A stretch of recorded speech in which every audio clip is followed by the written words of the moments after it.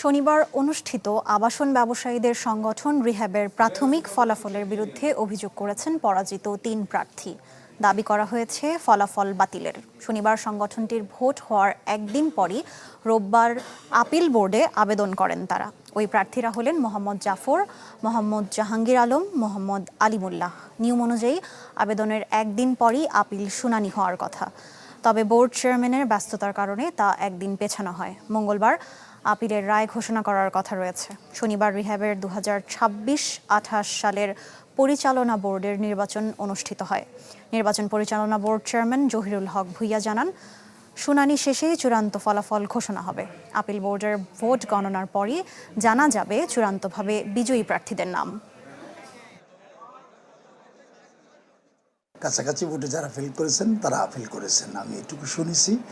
এইটা আপিল বোর্ডের এখতিয়ার, কেন করেছে কি করেছে সেই ফাইলও আমি দেখিনি।